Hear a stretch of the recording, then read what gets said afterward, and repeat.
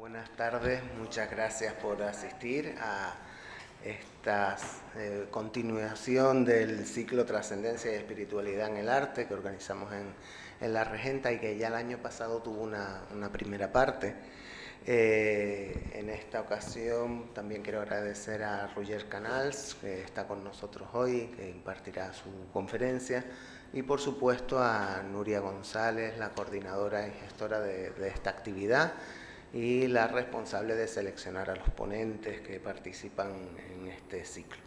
Desde 2018 llevamos profundizando en estas cuestiones sobre la espiritualidad en el arte y analizando las creaciones artísticas y las imágenes que estas prácticas llevan a cabo.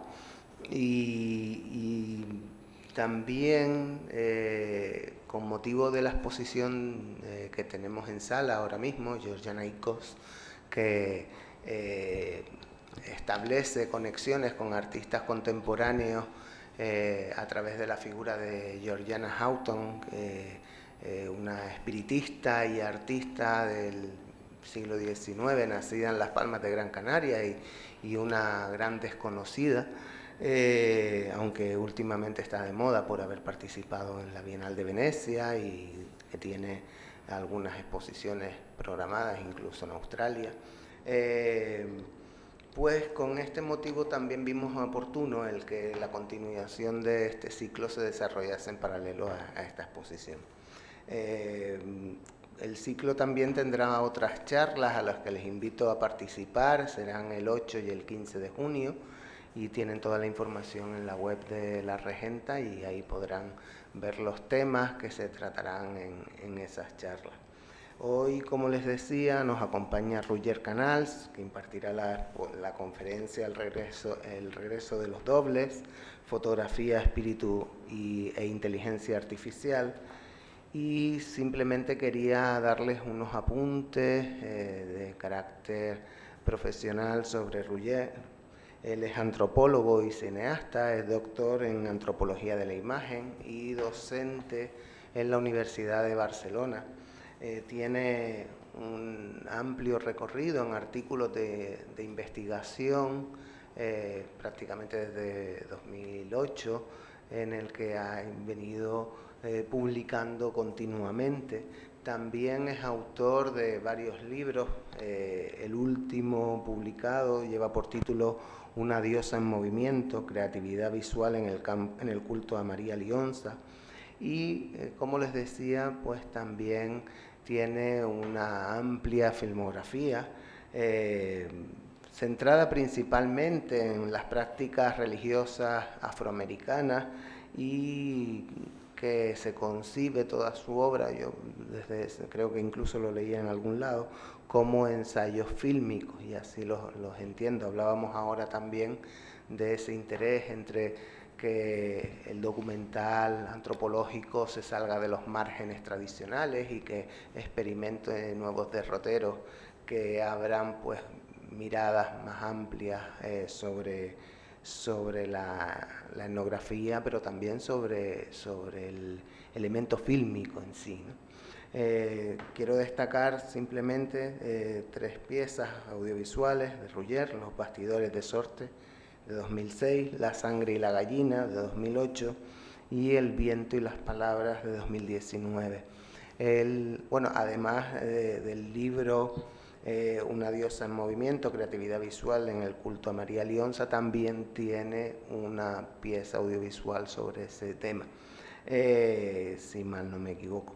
En este sentido, creo que estamos ante una persona que puede aportarnos mucho sobre las temáticas en las que está centrada el ciclo y sobre el trabajo de la imagen, del análisis de la imagen en estos temas. Yo sin más darle la palabra y agradecerle también nuevamente a Roger su presencia aquí y bueno, vamos a disfrutar de su charla. Muchas gracias.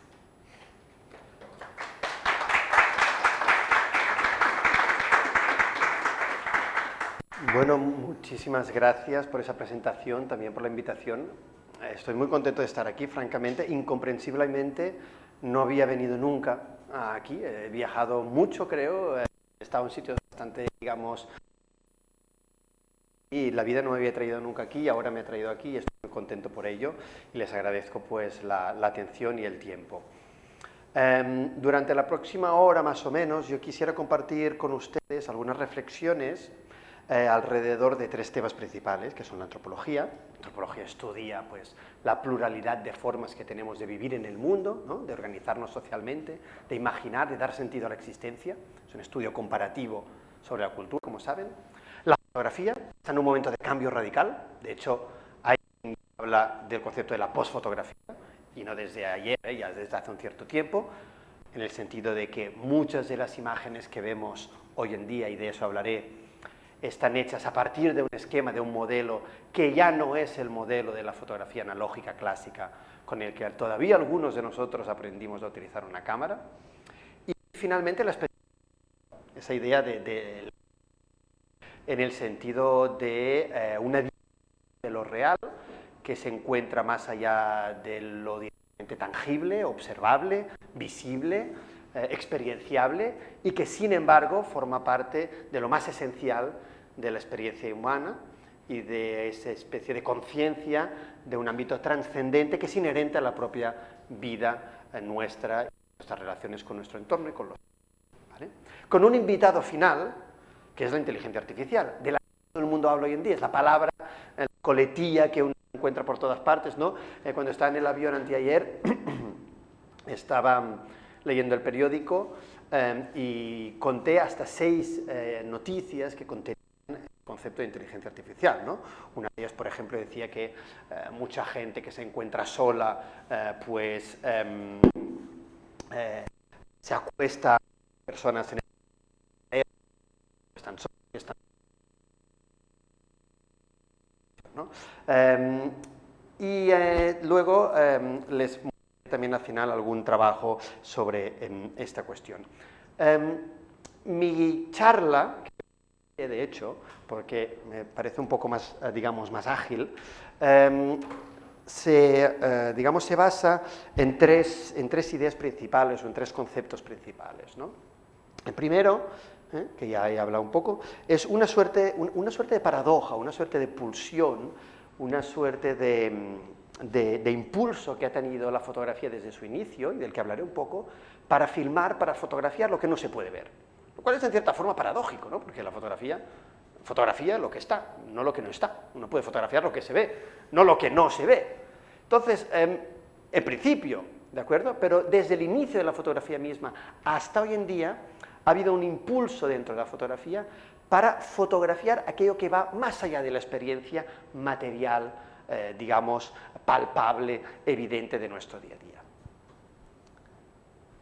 Luego, el otro concepto que voy a utilizar es el concepto de doble. El concepto de doble nos gusta mucho a los antropólogos, y sobre todo a los antropólogos que estudiamos la antropología religiosa, ¿no? El ritual, las ceremonias de lo sagrado, ¿no? Aquí he puesto una referencia al origen de la pintura de Plinio el Viejo, ¿no? Cuando habla pues, que la pintura nace con esa idea de reseguir la silueta de una sombra.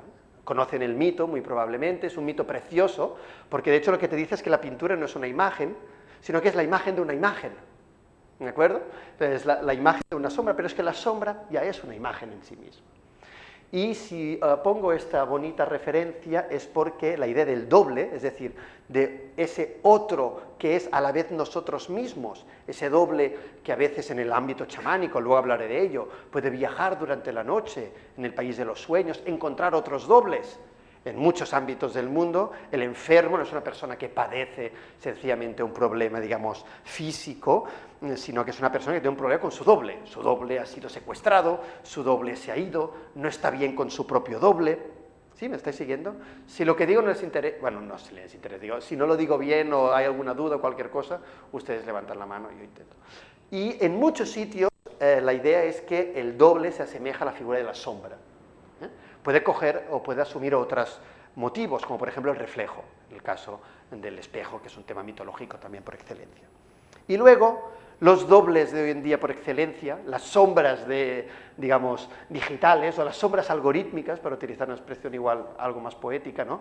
Que son estas figuras que de la noche a la mañana han empezado a poblar nuestro ecosistema visual.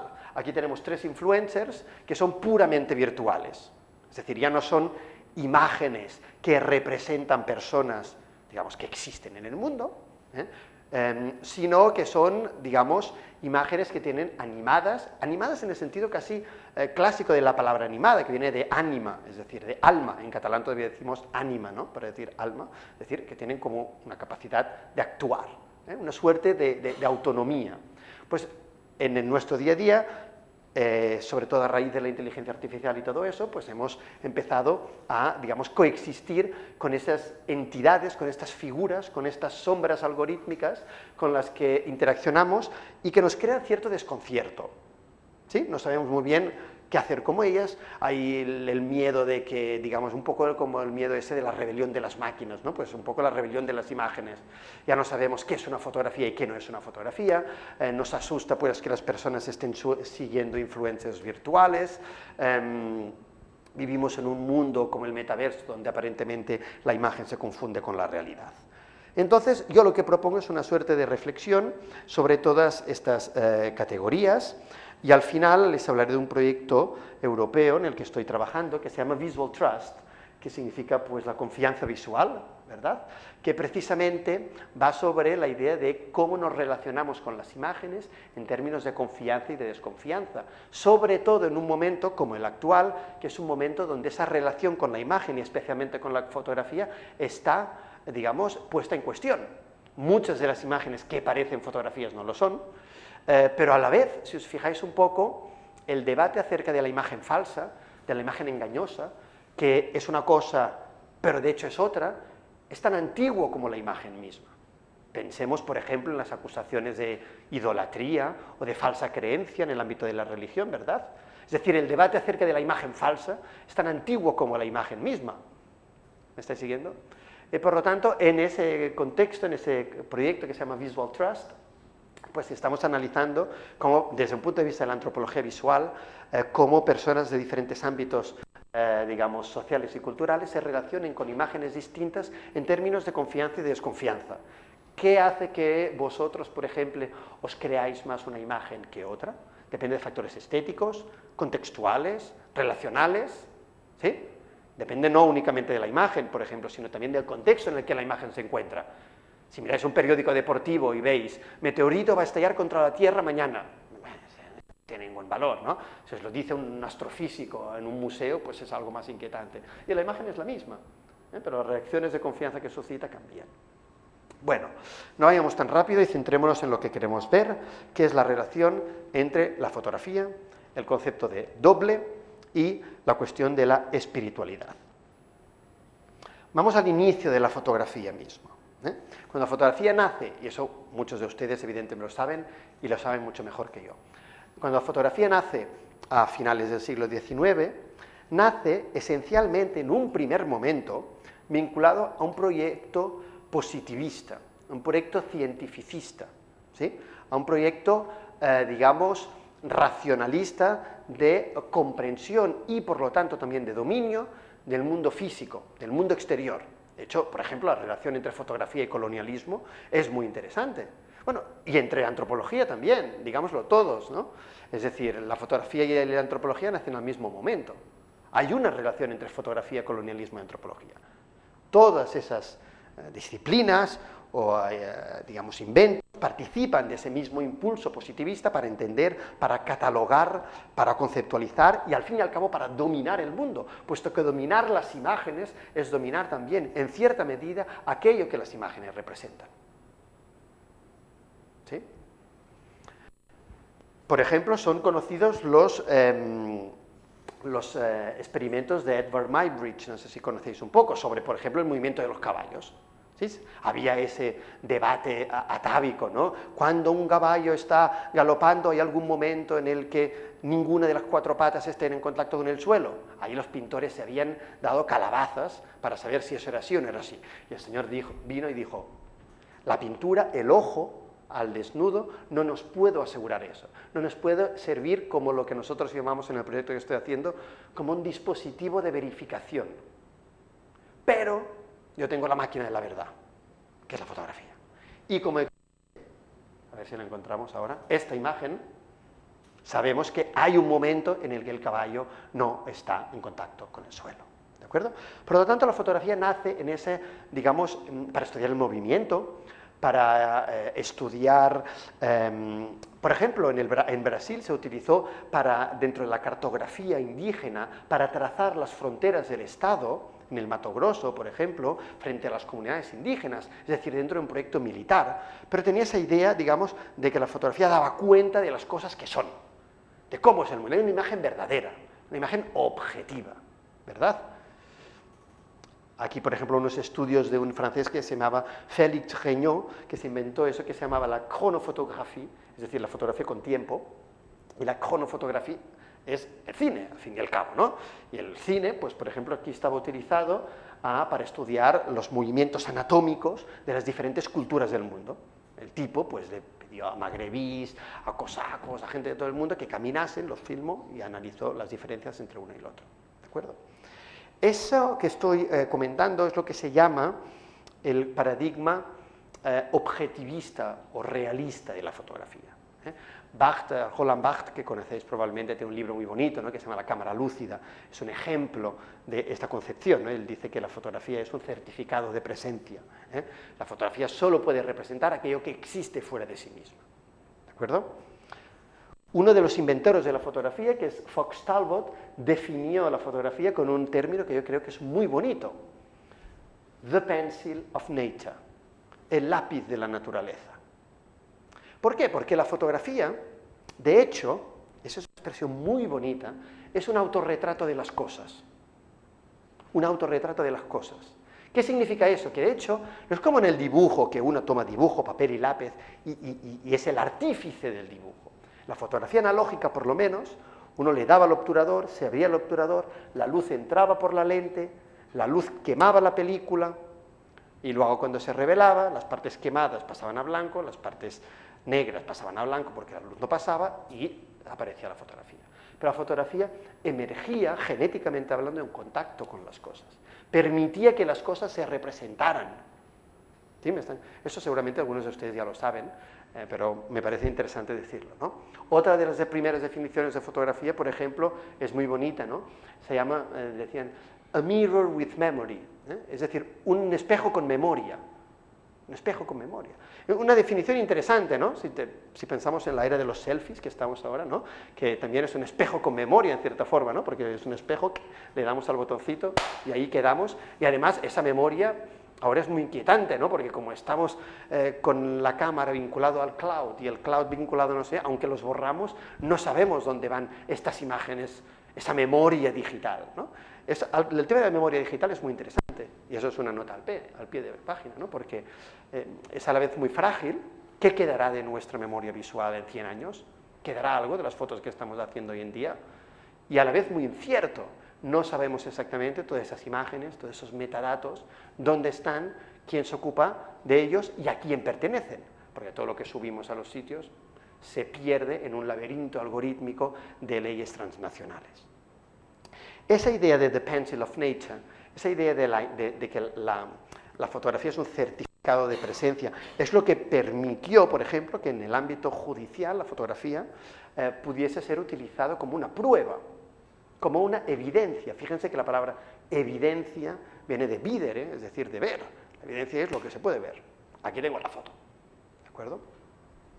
Esta óptica, digamos, objetivista o realista de la fotografía es la que tenía Fox Talbot, es en gran medida la que tenían también los hermanos Lumière, los inventores del cine, quienes ya a finales del siglo XIX, principios del XX, enviaron operadores por todo el mundo con la voluntad de hacer lo que ellos llamaban actualité, en francés, es decir, esa especie de episodios de la pluralidad de formas de vivir en el mundo, y, por ejemplo, en Japón.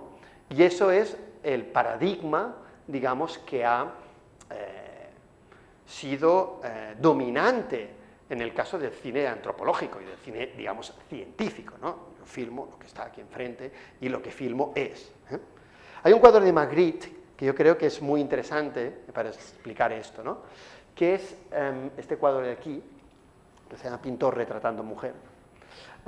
Y es un cuadro interesante porque se puede interpretar con la idea de que el pintor da existencia a lo representado en el momento de representarlo. Y eso lo podemos comparar con la figura del fotógrafo, quien, al menos es el paradigma realista, objetivista que acabo de describir, necesita de la existencia de lo representado para representarlo.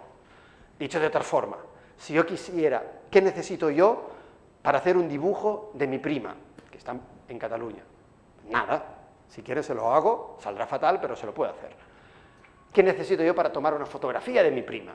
Pues que mi prima esté delante de mí. Y necesito una cámara de fotos también, evidentemente. Es decir, la fotografía para generar la imagen necesita de una relación de contacto, de copresencia con aquello que representa. Mientras que el pintor da existencia a lo representado en el momento de representarlo. Por eso el dibujo no es una prueba. Es si alguien te dice, te he visto en un bar con otra persona, demuéstralo, tengo un dibujo. Claro, nadie se puede, perfecto, pues no, haz lo que quieras, ¿no? En cambio, tengo una fotografía, es algo más angustiante. Todo esto, lo que quiero decir es que, paradójicamente, aunque esta era como la ideología dominante de la fotografía, desde el inicio la fotografía también tiene un impulso, y ese es un dibujo de Chomón, hacia el ámbito del imaginario. Es decir, la fotografía renueva un pensamiento mágico, casi, atávico, sobre el mundo de los sueños, el mundo de la magia, el mundo de los dobles, el mundo de lo que no se puede ver directamente. Eso toma forma, por ejemplo, en el cine de Méliès, ¿no? El cine de Méliès dice, no, eso de que la fotografía, la esencia de la fotografía y del cine es representar lo que ya vemos, eso no es así. La esencia del cine es visualizar lo que no vemos. De hecho, los Lumière tienen esa frase muy conocida que dicen, el cine es un arte sin porvenir. ¿Por qué? Porque ellos pensaban que al fin y al cabo la gente al cabo de un tiempo se aburriría de ver en imágenes aquello que ya podían ver directamente. Y Méliès dice, no, es que se han equivocado, la gracia está en ver lo que no puedes ver. En justamente visualizar lo que queda más allá de la experiencia directa. Y ese impulso que tiene la fotografía desde su inicio, para ver a través de la imagen, a través del cine, algo que está más allá de la experiencia directa. Puede ser el ámbito del imaginario, puede ser el ámbito de los sueños, pero es también el ámbito de lo sagrado.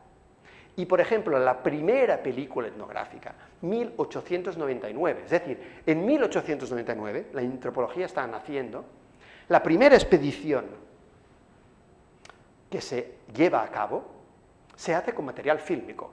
Con lo cual, eso de antropología visual también es un término que deberías poner en cuestión, porque la antropología es visual desde el inicio. La antropología siempre ha sido visual.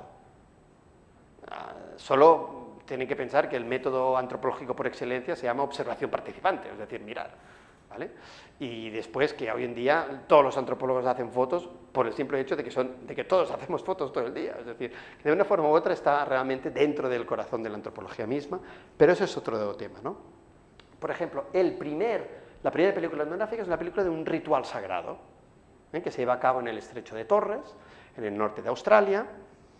Es una película sobre una danza que se llama la danza del pájaro, ¿de acuerdo?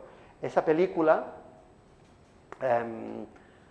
hay el tema de la máscara, que es un tema muy interesante desde la antropología visual, porque la máscara, como ya saben, tiene esa dicotomía de ser lo que oculta y lo que deja ver a la vez. La máscara. Había una exposición muy bonita en Barcelona que se llamaba La máscara nunca miente, ¿no? Y es verdad, ¿no? La máscara no oculta, la máscara revela, pero revela algo que normalmente no vemos, ¿de acuerdo? En todo caso, fíjense como la primera película, digamos, etnográfica, ya es un ritual que tiene que ver con lo sagrado. Por cierto, y ahora voy a ir en contra de lo que he dicho anteriormente y me permiten hacer una suerte de paréntesis, ¿no? Esta película, durante mucho tiempo, fue interpretada como a partir del paradigma realista u objetivista que yo les he contado anteriormente, es decir, como un dispositivo de verdad, como una prueba, como certificado de presencia. Puesto que existe la fotografía, existe lo fotografiado. como esa gente está haciendo el ritual del pájaro, significa que el ritual del pájaro existe. Bien, pero, ¿qué es el problema? Que ese ritual del pájaro, por ejemplo, se hizo para los antropólogos. De hecho, ya hacía mucho tiempo que no lo hacían. Tenemos que pensar que esas comunidades, desgraciadamente, ya están colonizadas, trituradas y, digamos, explotadas por parte del Imperio Británico, pero en búsqueda de una autenticidad les hicieron hacer ese ritual. Esa persona lo recordaba porque lo había hecho su abuelo y lo hizo para la cámara. Y de hecho se nota un montón, si uno se fija un poco. Porque fíjense que el círculo que da coincide perfectamente con el plano, lo cual implica que había marcas de suelo, que es lo que se hace en los anuncios. Eso no significa que esto esté faltado de toda espiritualidad. No, no, porque ellos realmente hacían rituales y de hecho le dieron un valor espiritual. ¿De acuerdo? Pero, bueno, hay que tener un poco en cuenta esto. Quiero decir también que ese impulso que ha tenido el cine desde el inicio, es decir, ok, el cine en principio tiene que filmar lo que es evidente, pero también hay un impulso para, a través de la fotografía, filmar o evocar o sugerir lo no directamente visible, otra esfera de lo real, ¿de acuerdo? Eso permite entender que incluso dentro del cine experimental, como el cine de Maya Deren, que es una autora que igual conocen, el ritual, y más específicamente el ritual de trance, que yo he estudiado bastante y que he filmado, ha ocupado un lugar preponderante en la historia del cine etnográfico. Por ejemplo, esta es una película que hizo Maya Deren en Haití, que se llamaba, lo voy a poner sin sonido, que se llamaba Divine Horsemen, los jinetes divinos, porque el jinete tiene que ver con el espíritu que monta el medium en el ritual de trance, ¿no? Y es una película bastante importante esta, porque, bueno, Maya Deren juega con la cámara lenta, se sitúa mucho más cerca de las personas que en el cine, digamos, clásico, documental, participa del ritual. Ella es la primera que utiliza el concepto de la cámara como un elemento de participación en el ritual. ¿Sí?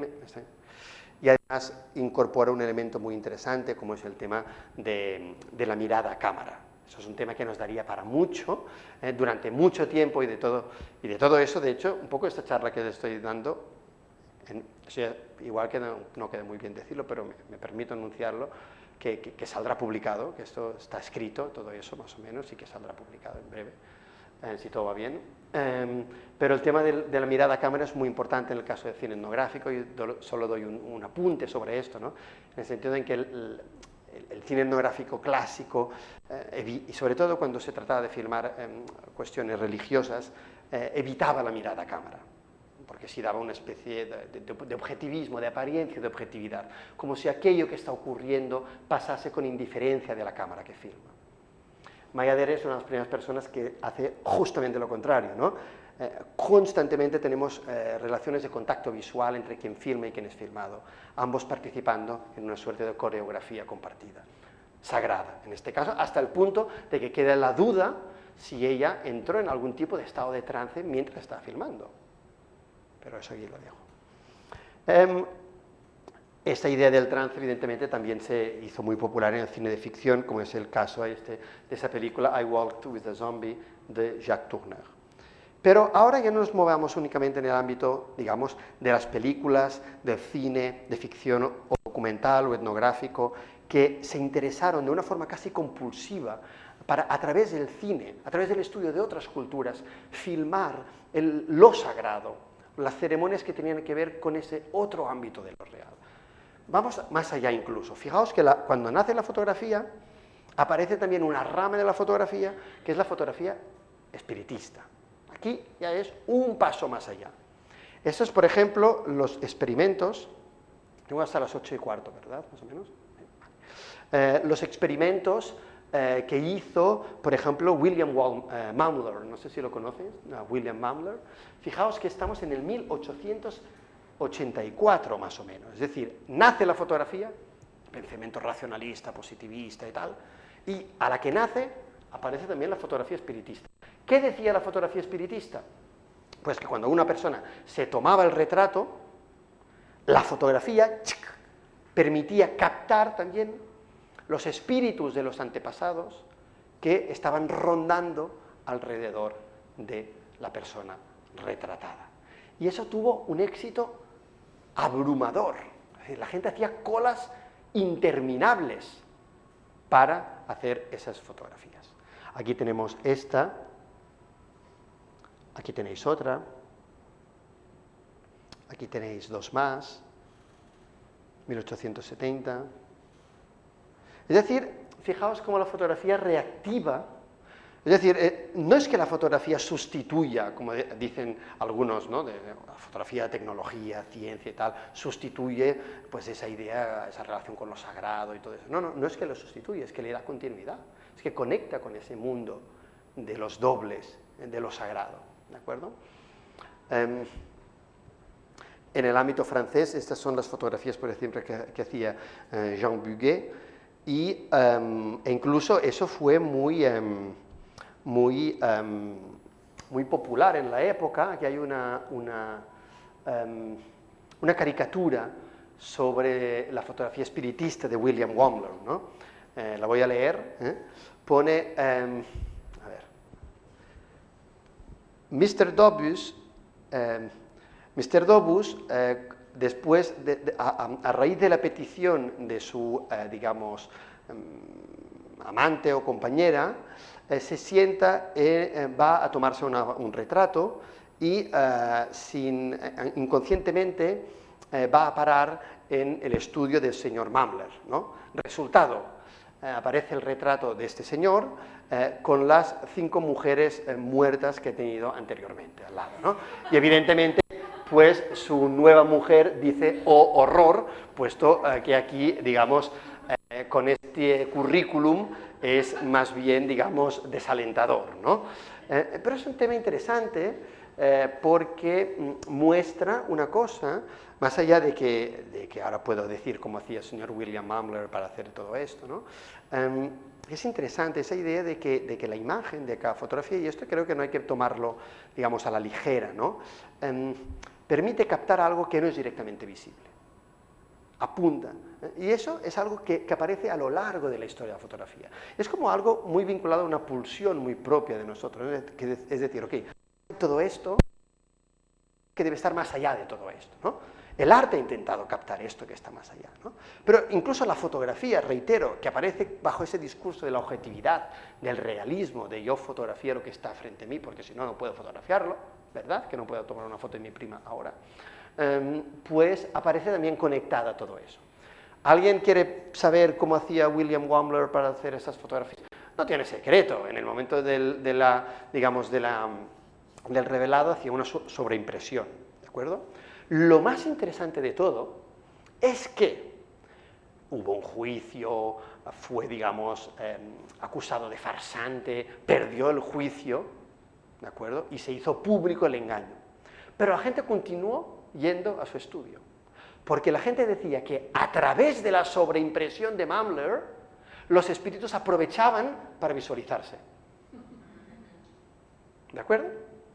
Y esto, más allá de la broma, nos muestra que ese pensamiento del doble, ¿de acuerdo?, del espíritu, de la sombra, por así decirlo, es muy presente y es como muy propio, es como muy enraizado en la propia conciencia de lo humano, ¿verdad?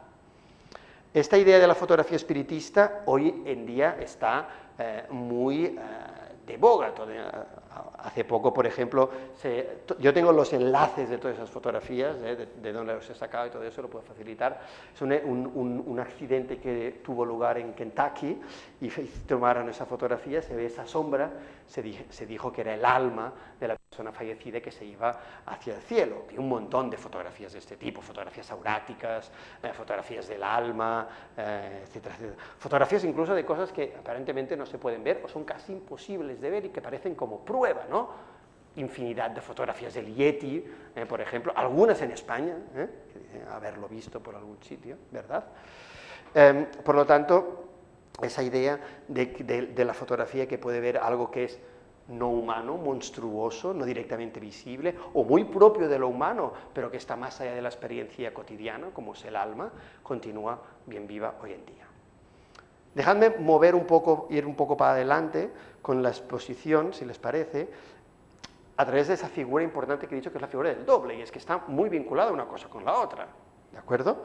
La figura del doble, como decía, aquí se ve en la figura del espejo, ¿no? Del que se mira al espejo, es esa idea de que todos nosotros tenemos una suerte de alma, principio vital o doble, ¿de acuerdo? Que somos nosotros, pero no somos nosotros a la vez, y que puede tener una suerte de vida social autónoma, ¿de acuerdo? El doble se ha asemejado a menudo a la figura de la sombra y del monstruo. De hecho, muchos de los, a finales del siglo XIX, muchas de las novelas más populares, ¿no? Como Dr. Jekyll y Mr. Hyde, ¿no? Hace referencia a ese doble, a ese otro que está en nosotros. El inconsciente freudiano es un poco eso, ¿no? Y que es el monstruo que llevamos dentro y que en cierta forma es como nosotros desdoblado, ¿verdad? Y que a veces la fotografía puede captar, ¿no? Una cosa curiosa que tiene la fotografía, a veces vemos fotografías nuestras y decimos, ese no soy yo, ¿no? Es el yo fotográfico, no te pareces, porque en cierta medida es como si ya fuera otra persona, ¿no? Es una parte un poco extraña de nosotros mismos. La idea del doble tiene muchas complejidades, pero por ejemplo es importante en el ámbito del chamanismo, ¿no? Que es un ámbito que probablemente a algunas de las personas aquí presentes les interesa, ¿no? Y que pues yo también he podido estudiar un poco, ¿no? De hecho, el chamán es la persona que trabaja en el ámbito de lo invisible. El chamán es una persona que tiene un papel importantísimo en la reconexión de los lazos sociales dentro de una sociedad determinada. Cuando una persona tiene un problema con otra persona, cuando una persona pues, está deprimida, una persona le van mal las cosas, tiene por ejemplo mal de ojo, o cuando una persona está enferma, el chamán tiene la capacidad de, en el ámbito del sueño, hacer ese viaje hacia el mundo de los dobles, hacia el mundo de la noche, y ahí resolver esos asuntos sociales a través del encuentro con los dobles que todos nosotros tenemos, ¿de acuerdo? Esa idea del doble, esa idea ya te digo, es muy propia del ámbito chamánico, pero lo que es interesante es que el cine y la fotografía, en gran medida, retomaron y actualizaron, como estaba diciendo, esa idea de los dobles. No solamente porque la fotografía, como estaba comentando, y el cine se fijasen en el ámbito de lo sagrado, de los rituales, de las ceremonias, ¿no? Es decir, no solo porque se interesasen en ese tipo de acontecimientos de lo sagrado, donde hay una suerte de gestión del ámbito de la noche, del ámbito de lo no directamente visible, del ámbito de lo sagrado, ¿no? Sino porque el cine se convirtió a la vez, y la fotografía, en un gran productor de dobles.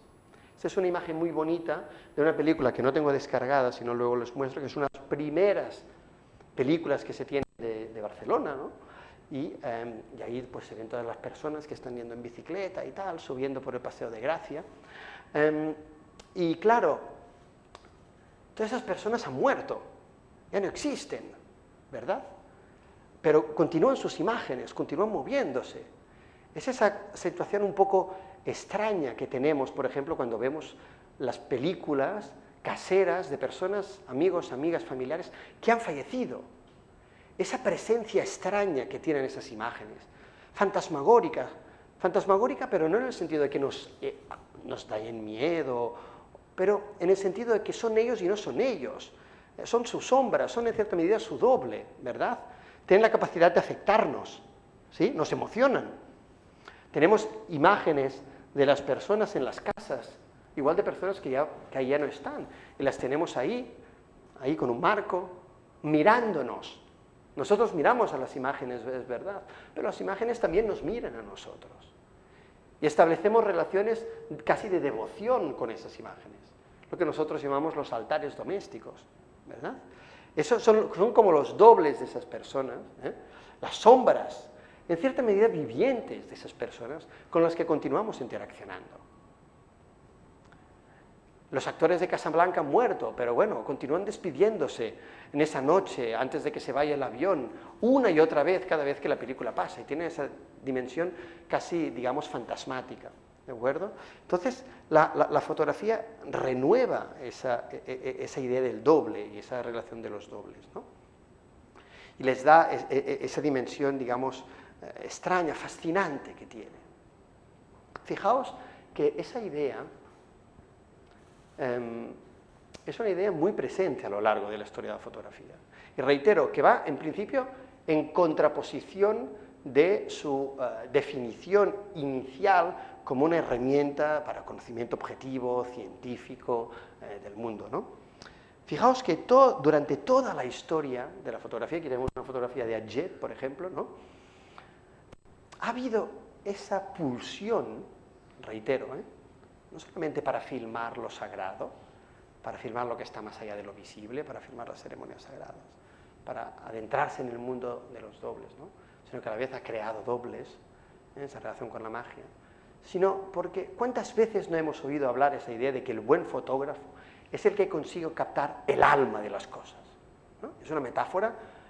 Aquí tienen, me acaba de enseñar Nuria los libros de fotografía que tienen, léenlo, ya los conocen. Eso está lleno, ¿no? Captar el alma de las cosas, ¿no? Porque las cosas tuviesen un alma, tuviesen una suerte de personalidad. De hecho, cuando Walter Benjamin, hablando de la fotografía, y él es un tipo de la escuela de Frankfurt, o sea, habla de fotografía en términos de aura, ¿no? O sea, la buena fotografía es la que tiene las fotografías tienen una especie de aura, es decir, tienen una suerte de trascendencia, ¿sí? Aquí, por ejemplo, bueno, esas imágenes, ¿no? Que fotografiadas, de hecho, fíjense que eso es la imagen de una imagen, como un poco como el dibujo es la imagen de una imagen previa. Que son esos personajes que son, no sabemos de todo si es persona o no es persona. Un poco esa ambigüedad que tiene el autómata, ¿no? El autómata aparece en muchas películas de terror, el personaje autómata, y el terror del autómata es precisamente su ambigüedad. ¿Es persona o no es persona? ¿Sí? Es como una suerte de doble de lo humano. El doble siempre expresa esa duplicación de lo mismo, pero también puede implicar el lado oscuro, el reverso de las cosas. Eso incluso es una fotografía muy conocida, ¿no? de Cartier-Bresson, que es el gran maestro del fotoperiodismo. Esta fotografía se llama l'instant précis, el momento preciso, ¿de acuerdo? ¿No? Y él buscaba esa suerte de magia que tiene la realidad también, ¿no?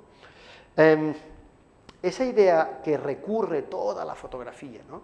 de que la fotografía nos permite, otra de las metáforas que se utilizan, el inconsciente óptico, ¿no? De que a través de la fotografía vemos algo que no es directamente visible, y que la buena fotografía puede captar el alma de las cosas. Muestra una imbricación desde el inicio entre la fotografía y el ámbito de la trascendencia, muy vinculada a la idea de los dobles.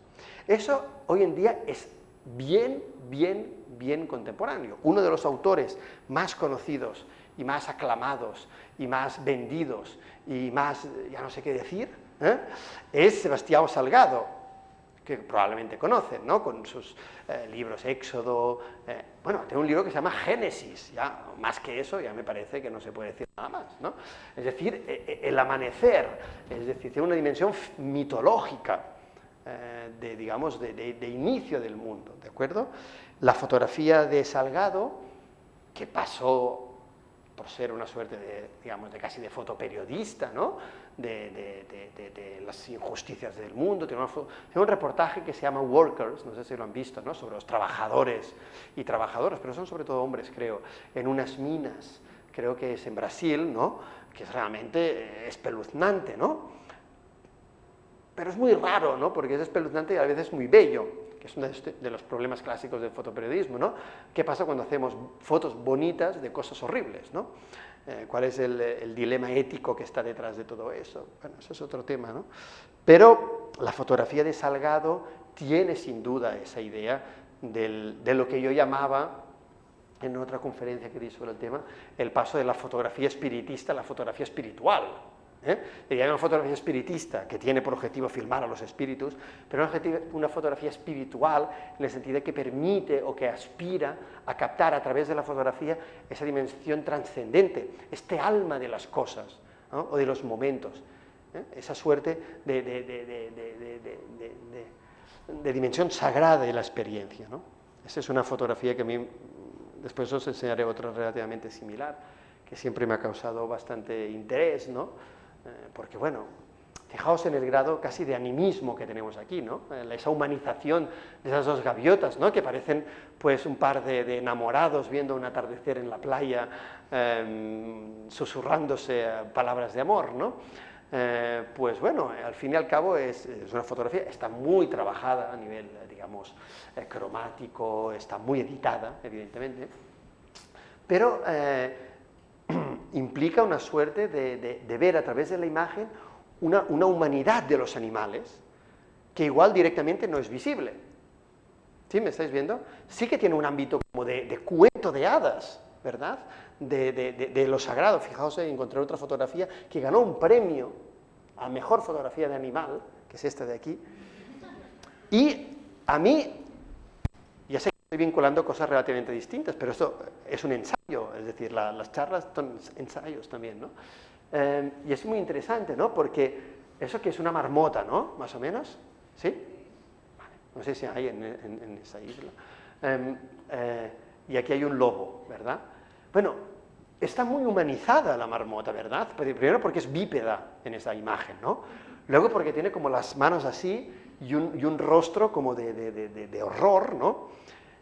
Nadie ve la realidad así, es decir, yo he visto marmotas ahí en el Pirineo catalán y yo no os he visto hacer eso, ¿no? Tampoco he visto lobos, pero bueno, digo que la fotografía capta algo que no es directamente visible. Aquí ahí estamos casi en esto que en antropología llamaríamos una visión animista, en el sentido de vemos el alma de los animales. Evidentemente pasa por una universalización del concepto de persona, que se ve en la imagen. Por lo tanto, eso va en contra del principio de la fotografía inicial. La fotografía filma lo que es, lo que ya vemos, duplica lo real, sirve como prueba. No, aquí nos permite ver el mundo de una forma que no lo vemos habitualmente. Y nos muestra una dimensión del mundo que no es la habitual. Nos permite adentrarnos en una especie... Y en ese sentido, ¿qué tiene eso de sagrado? ¿Qué tiene eso de doble? Pues bueno, que ve el otro del animal. Y ese otro del animal, ese que no vemos normalmente, es un animal humanizado, como nosotros, que se asusta frente al terror y al que podemos, digamos, conectar a través de la imagen. Esa idea de lo sagrado se hizo muy, digamos, clara, ¿no? En esa fotografía que se hizo muy conocida, ¿no? De Steve McCurry, ¿no? Con esa mujer afgana que mira directamente a los ojos, ¿no? Y en esos ojos está la inmensidad del cosmos, ¿no? La auténtica profundidad del alma fotografiada, ¿no? ¿Verdad? Es decir, ese impulso de la fotografía para adentrarse en lo sagrado, más allá de la fotografía explícitamente espiritista, como es la fotografía aurática o como es la fotografía de todo eso. O uno de los últimos invitados en la fiesta, que a mí me parece muy interesante, que es la fotografía de los drones, ¿no? Eso ya sé que parece un poco más alejado de lo que estoy diciendo, pero ahora hay un boom de los drones, o sea, hay drones por todas partes. No hay programa de televisión, no hay documental, no hay reportaje que no exista, haya una imagen en drone, ¿no? Y a mí me parece muy interesante esta dronificación de la fotografía, ¿no? Porque fijaos que tiene también una dimensión casi sacra, en un sentido, digamos, metafórico, si queréis, pero a mí me parece interesante, de que le da al mundo, nos revela el doble del mundo, por verlo desde otra perspectiva, un ojo divino, ¿verdad? Porque está ahí arriba. Y fíjense que un mercado en la India, digamos, lleno de ruido, de todo, ¿no?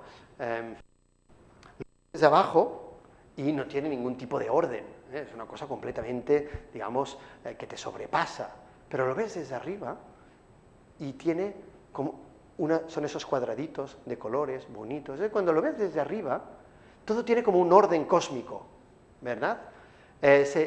Antes de la moda de los drones, se hizo bastante de moda en los años 2000 un libro que seguramente habrán visto, que era en francés, se llamaba La Tierra.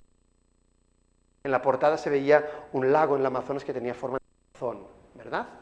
Pues entonces ahí daba lo mismo que no viera una zona inundada por un terremoto o por un tornado o lo que sea. Cuando lo mirabas desde arriba, aparecía con una belleza involuntaria del mundo, ¿verdad? La fotografía nos da a ver algo que no podemos ver directamente, el alma que está en el mundo. Bueno, toda esa relación tan intrínseca que yo he querido mostrar a través de la imagen, de la fotografía, con el ámbito de los sueños, del imaginario, de lo sagrado, a través del ritual, de la trance, de la fotografía, no solamente que se interesa por lo sagrado, que intenta visualizarlo, sino que afirma poder captarlo y a la vez que es productora de estos dobles a través de estas imágenes que continúan vivas pese a que sus referentes hayan muerto, ¿verdad? Y ese impulso de la fotografía para captar el alma de las cosas, el alma de las personas, aún hoy en día en las escuelas de fotografía se habla de esa idea de que, bueno, el buen retrato es el que capta el alma de la persona. No porque sea una fotografía eurática, que es completamente legítimo hacerlo, sino porque justamente esa idea del carácter, ¿no? De la identidad, de algo hondo que está más allá de la simple percepción del otro. Bueno, todo eso ahora ha asumido una nueva dimensión, ¿no? Esa nueva dimensión es porque estamos en un momento en que estamos, evidentemente, en una fuerte revolución en términos de cultura visual, ¿de acuerdo? Estamos en este momento, no, esta es la marmota, aquí, ¿no? Pues un dibujito aquí del multiverso, donde ahora están. Y el multiverso, pero también la inteligencia artificial, los influencers virtuales de los que hablaba anteriormente, los avatares, las fotografías que circulan por internet, yo qué sé, como los snapshots, donde se ven las personas con filtros o con, yo qué sé, con orejitas de gato, con todas esas cuestiones, ¿no? Pues claro, evidentemente, eso es lo que a muchos les han llevado a hablar del concepto de postfotografía, ¿no? Eso ya no se puede, digamos, entender en términos de la fotografía clásica. Aquí la cuestión del referente, de la prueba, ya no tiene mucho sentido. Ya no tenemos un negativo, tenemos un código, ¿de acuerdo? Luego hay algunos móviles que haces una foto y te aparecen 10 versiones y tiras la que más te gusta. O sea, ¿cuál es el original? ¿Tiene sentido todavía la función de original? La edición y el algoritmo que edita la foto está integrado en la fotografía misma. Eso ya pasaba un poco antes, porque los carretes tenían una sensibilidad u otra, y podías poner un diafragma u otro, una profundidad de campo u otra, pero al menos el negativo era todavía como el vestigio de autenticidad de la fotografía. Y ahora eso se ha desvanecido, ¿verdad? Pero fijaos que eso del multiverso, pues es el mundo de los dobles. O sea, de que tú desde tu casa puedes ir a una reunión, tu personaje es un de estos, es un cocodrilo, y vas ahí, tienes una reunión, hablas con otras personas. No en broma, el viernes leí, anteayer cuando vine, leí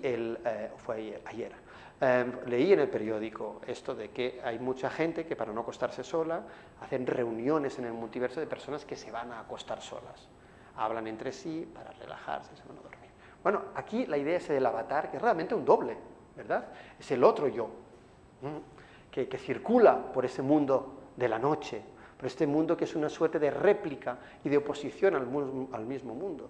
Igual todo eso en cierta medida también da una cierta continuidad a ese pensamiento de los dobles, les da una cierta actualidad. Esa idea del doble es muy interesante y me ha gustado esa imagen, ¿no? Porque es una imagen interesante porque además se ve la Mona Lisa de ahí a fondo, ¿no? Fijaos que uno de los miedos de la fotografía, y es por esta razón que muchas comunidades en África, en América Latina, comunidades indígenas no querían que las fotografiasen, es por esta cuestión de que le robasen el alma, ¿de acuerdo? Eso lo habrán oído hablar. Eso no es una leyenda urbana o no urbana, yo eso lo he vivido con comunidades y hace 5 o 6 años, ¿no? También porque el concepto de alma es sinónimo del concepto de sombra, ¿de acuerdo? Y de reflejo, es la misma palabra. Entonces, evidentemente, robar la foto, captar la apariencia, sí que tiene algo de robar el alma, en el sentido de que algo de ti se queda en la imagen y pierdes el control sobre esto. Y de hecho nosotros no tenemos pleno control sobre las imágenes de nosotros y de nosotras que circulan libremente. Son un poco nuestros dobles, estos otros de nosotros mismos, que están por ahí vagareando, merodeando. Ahora eso se conecta mucho con el concepto de edad, todo el tema de los metadatos y los datos que vamos dejando por todas partes, ¿verdad? Que también es una suerte de partes de nosotros mismos que vamos dejando atrás a través de nuestras navegaciones, de nuestros surfeos y de nuestras cosas. Una parte de nuestro ser que se va dejando atrás, hay que ir con cuidado con eso. Y que en cierta forma es captado por el celular, ¿no? Pero, por ejemplo, en el mundo de los dobles, ¿cómo se puede entender que la gente pague una entrada para ir a un concierto de un tipo que murió, ¿no? Y la gente va a un concierto de un holograma y lo viven? Eso es un doble, eso sí que conecta de una forma u otra, yo creo, con esa idea casi fantasmática. Yo lo encuentro aterrador. Ya Michael Jackson, en cierta medida, era una imagen en vida. Era una imagen. Todos somos una imagen, en el sentido que todos yo ahora estoy haciendo casi de profesor universitario que da una charla, ¿no? Yo no soy así con mis amigos o no tendría amigos. Yo soy así cuando tengo que hablar frente a un público y espero pues, que les parezca más o menos interesante todo eso, ¿no? Es decir, todos adoptamos una imagen social, pero somos seres sociales. Y entonces ser un ser social significa ser un ser visto por otros. Y la definición de la imagen es que es un signo visual, y el signo es un dispositivo de comunicación. Y la imagen es un objeto hecho por ser visto. Nosotros somos vistos por los otros. Vale, o sea que somos imágenes también, es verdad. Pero tiene una existencia física, ¿verdad? El referente de esto ya murió, ya falleció. Pero tenemos el holograma. El holograma que es realmente como una suerte de doble de Michael Jackson, ¿no? Otra idea, lo más angustiante, por eso yo lo he llamado el retorno de los dobles, ¿no? Y igual el título no es muy bueno, me parecía poético, porque no se han ido nunca, ¿no? Siempre han estado ahí, es decir, siempre han estado con personas, pero a la vez con esa intuición que según quién podrá estar más o menos fundamentada. Eso aquí yo no me meto. Pero con esa intuición, con esa pulsión de que había algo que rebasaba el individuo, como que algo que podía rebasar al mundo, los animales, las cosas, y que la imagen lo podía captar. Y que a la vez la imagen era productora de algo que expresaba y daba continuidad a ese pensamiento de los dobles. Esas imágenes que ven aquí, por ejemplo, implican un cambio muy fuerte y muy aterrador, puesto que estos rostros no existen. Estos rostros están sacados de una página web que se llama Person that do not exist. Personas que no existen. Y de hecho, la mayor parte de rostros que vemos en internet cuando estamos moviéndonos, ¿no? Asistente virtual de no sé qué, o quien sea, o en una publicidad, son personas que no existen en el sentido que son signos visuales sin referente. Eso trastoca completamente la fotografía. Eso se parece más al cuadro de Magritte que a la fotografía clásica, ¿verdad? Esto no es fotografía. Es más dibujo que fotografía, se quería decir. Lo que pasa es que adopta la estética hiperrealista de la fotografía digital, que a su vez es una continuidad de la fotografía analógica.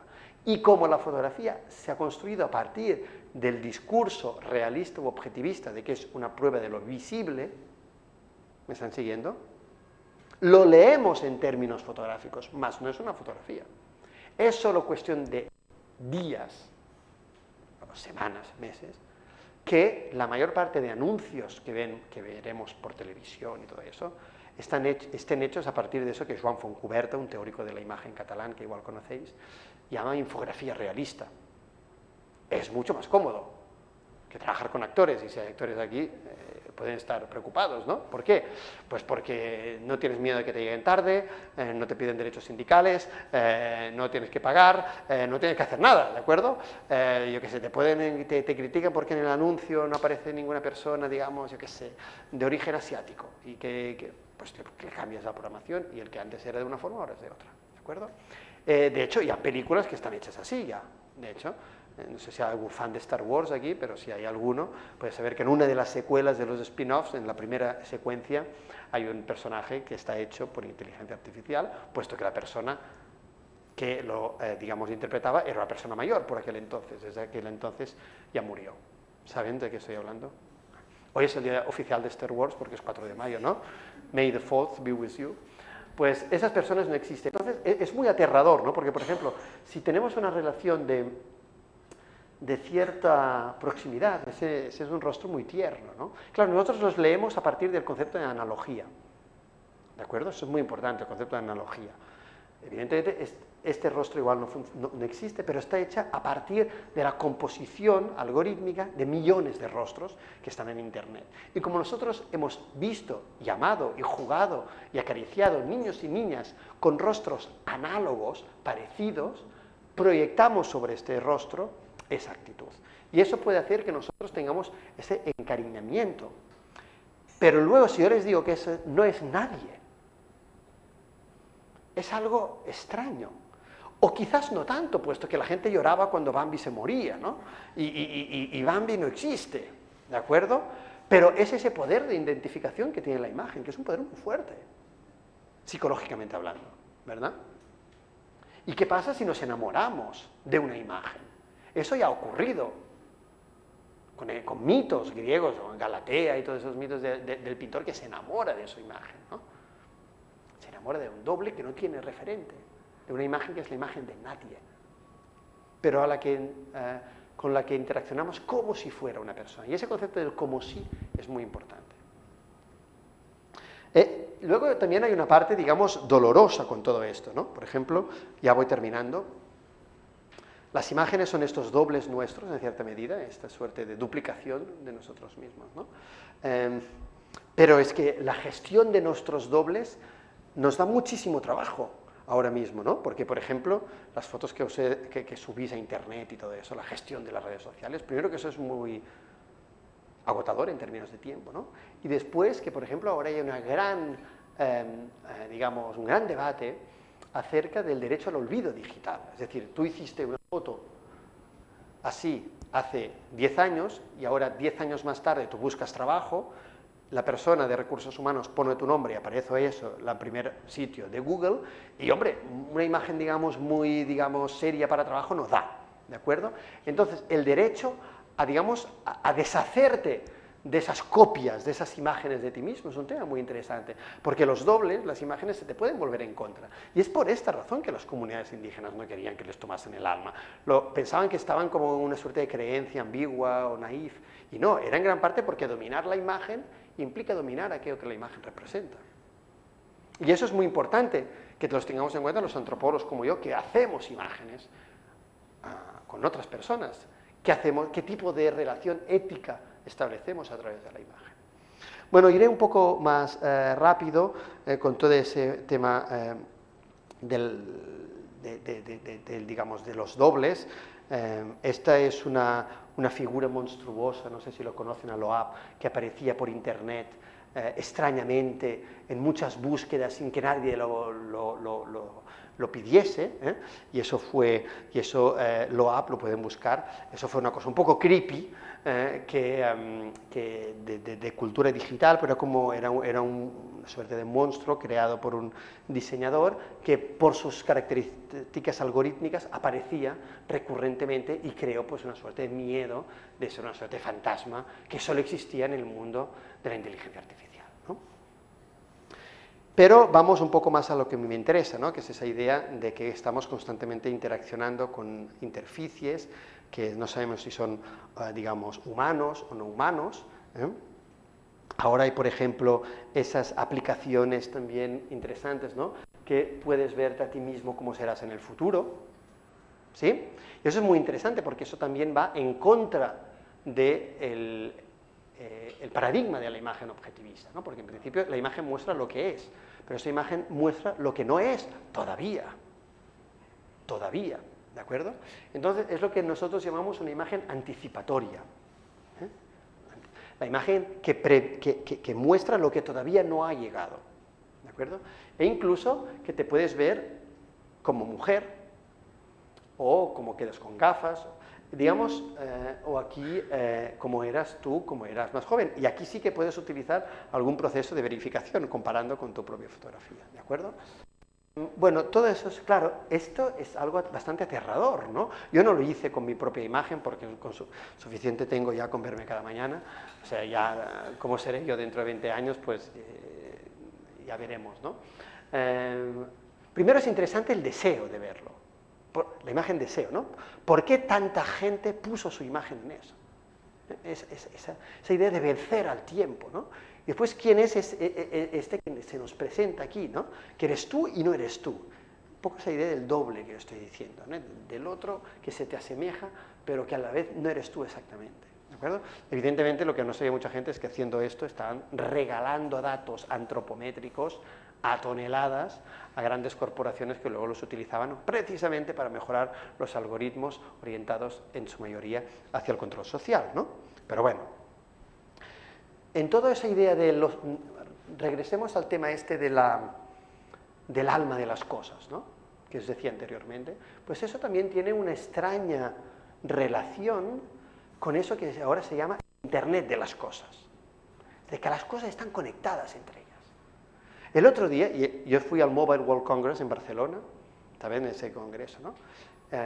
Luego, si tenemos tiempo, les enseño un pequeño trabajito de 8 minutos sobre eso, ¿no? Y te mostraban, uno hacía de una smart house, de una casa inteligente, ¿no? El tipo estaba ahí hablando y recibió un mensaje, mira el mensaje y dijo, me acaba de mandar un mensaje en mi ventana.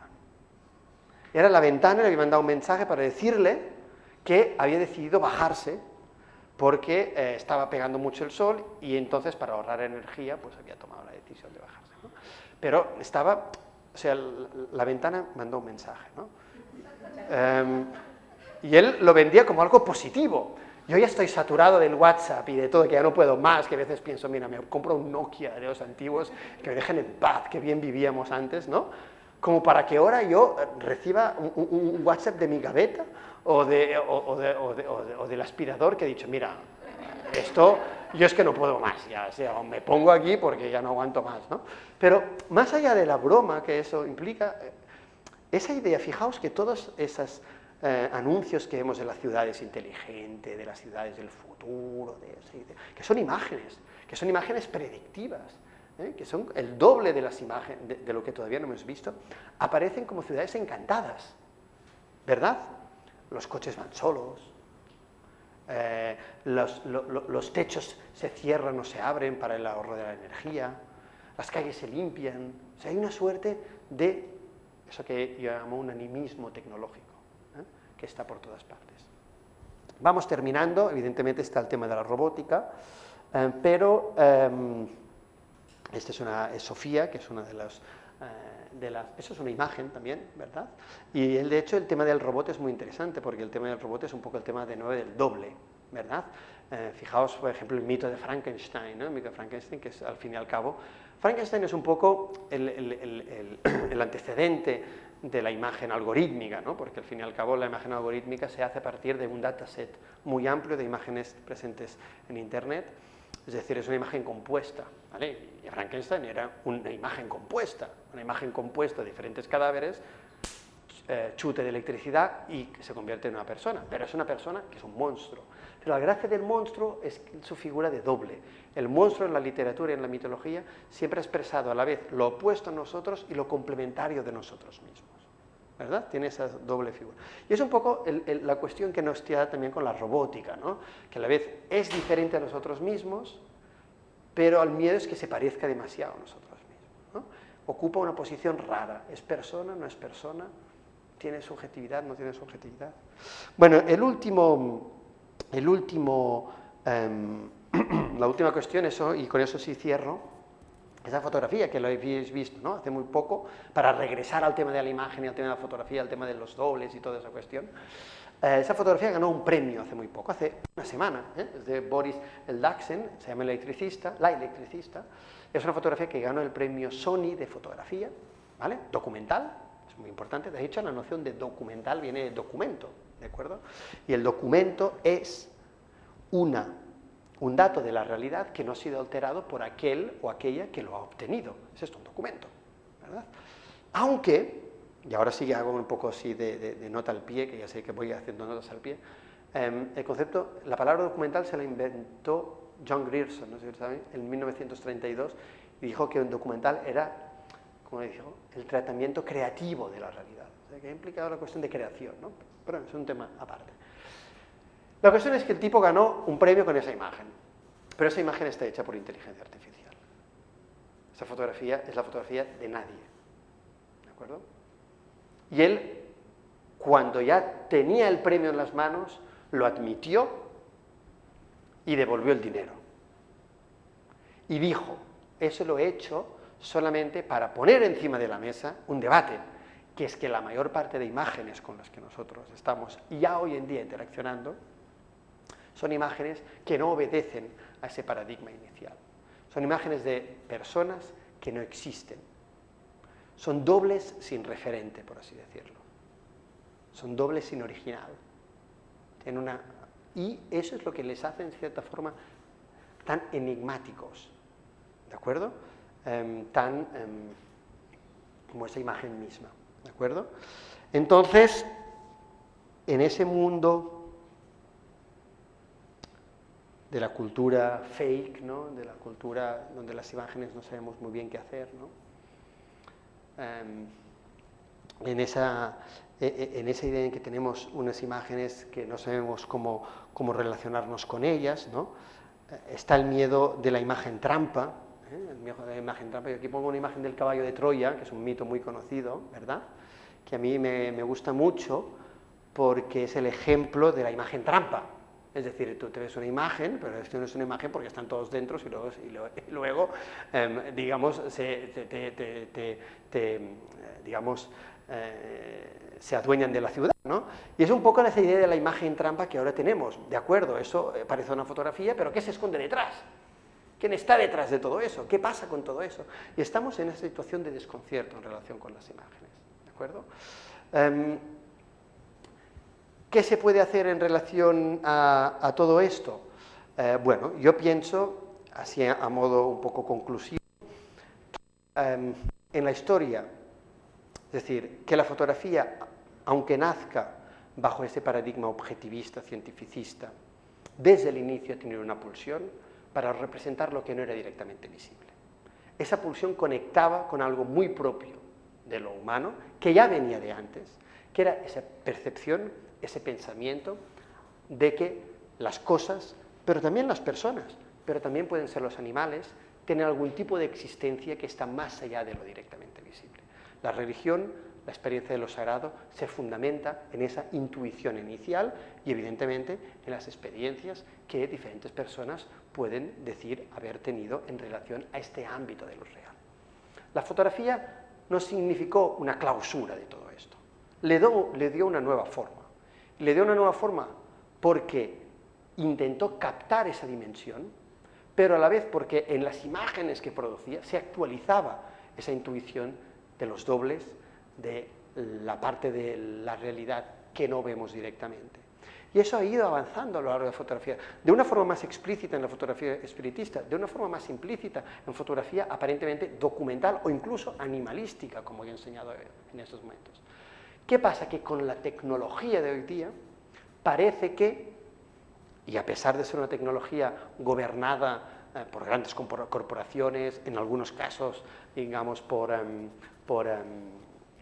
intereses también corporativos, financieros, policiales, lo que sea, vivimos en un entorno digital en que parece que esa idea del doble, de la existencia de las sombras digitales, ha tomado una nueva dimensión. Vivimos rodeados de imágenes, que son sombras, que son dobles de personas que no existen. Tenemos una relación extraña con todo eso. El mundo del metaverso aparece como una especie de duplicación de ese mundo. Y a la vez se están haciendo también más y más descubrimientos con cierto tipo de fotografías para continuar captando esa dimensión del ser que está más allá de lo visible. Claro, yo ahora voy a hablar como persona que hace imágenes, como antropólogo, no ni como creyente ni como nada. Yo como antropólogo, cineasta, que intento investigar el mundo social, la cultura, a través de la imagen, ¿de acuerdo? ¿A qué nos obliga todo esto nosotros los antropólogos? Sabiendo que estamos un poco en ese caballo de Troya, ¿de acuerdo? Pues yo creo que una de las cuestiones es eso que nosotros llamamos desbordar la imagen, ¿no? Es decir, mirar un poco por debajo de la imagen misma. La imagen ya no es autoevidente.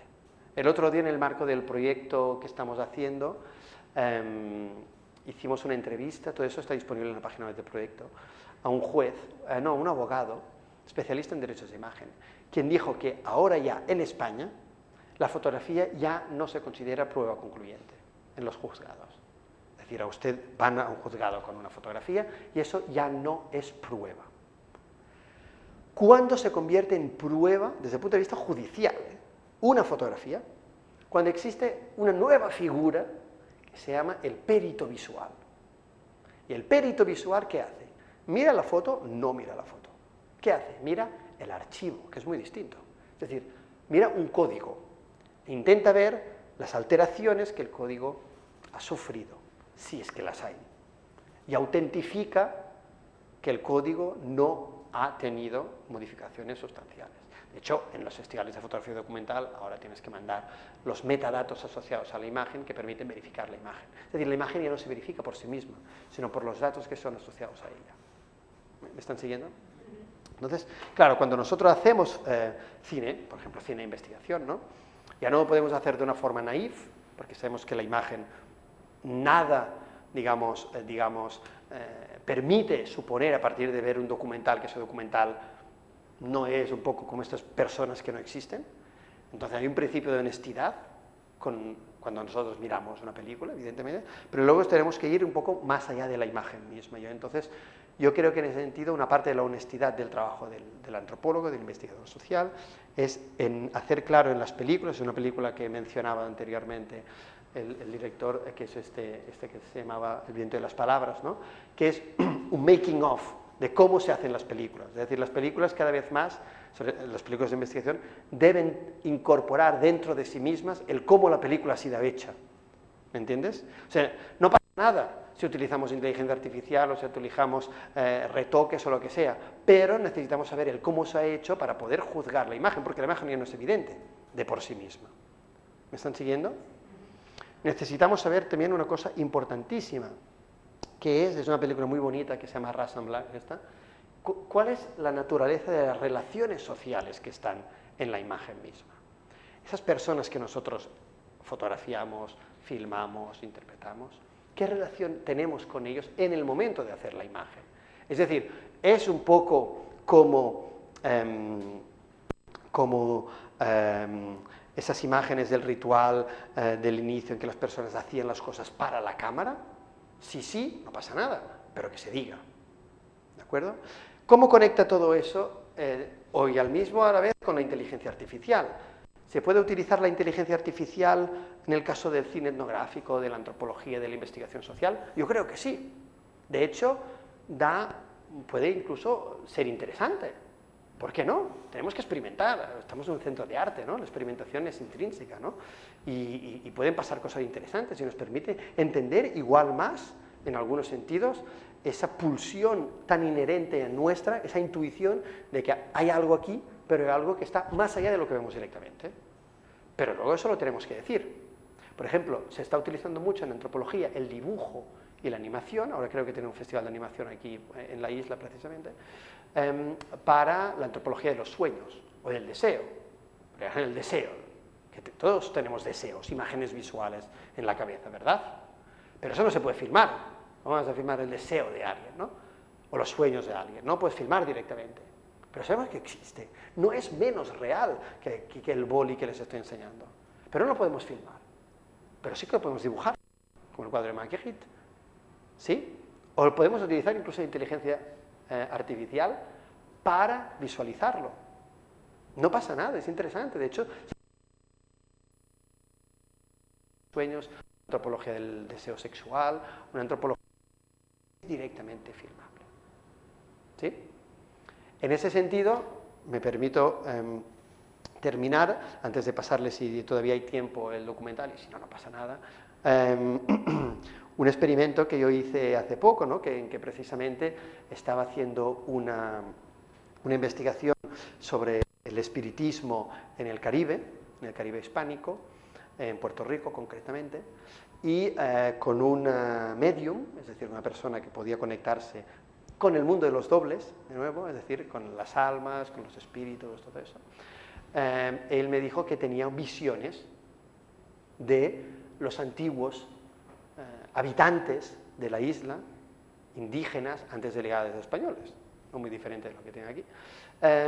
Y entonces yo dije, bueno, pero eso, esa visión, claro, ¿cómo la puedes transmitir? Y me dije, yo dibujo muy mal. Entonces empezamos a trabajar con programas de estos de creación de imágenes a partir de prompts, o a partir de textos, ¿sí? Estos que tú pones, ponme un pingüino encima de un cohete. Ah, mira, un pingüino. Bueno, eso es muy divertido, pero hagamos algo un poco más significativo con esto. Y empezamos a introducir las palabras que él veía en sus sueños. ¿De acuerdo? Y empezamos a jugar. Bueno, eso es un uso interesante, ¿no? Que puede dar frutos también. Y al final dimos, por ejemplo, con esa imagen de aquí, ¿de acuerdo? Un río, una suerte de indígena, un caballo. Y a partir de esa imagen empezamos a hablar y a visualizar con una imagen que parece una fotografía, pero que no lo es, algo que no es directamente filmable, pero hacia el cual el cine y la fotografía siempre ha tenido una inclinación, que es el mundo del imaginario, que es el mundo de los dobles, que es el mundo de la noche, que es el mundo de un ámbito de la realidad, que es real, pero que no es visible. Muchas gracias.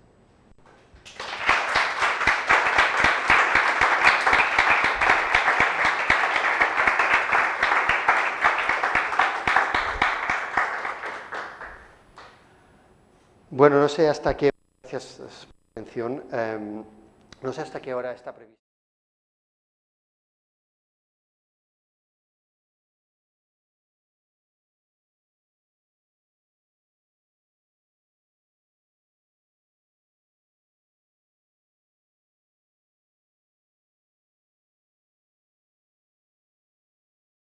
Pasar porque todavía no está hecho el color y el retoque y tal, y así tengo una excusa para volver otra vez, ¿no? Y a ver si así hago un poco de presión para que me dejen regresar. No es necesario que me inviten, ya vendré yo, pero que la huelga la pueda volver a pasar cuando esté hecha, ¿no? Pero bueno, si igual si quieren les pueden pasar ese pequeño ensayo.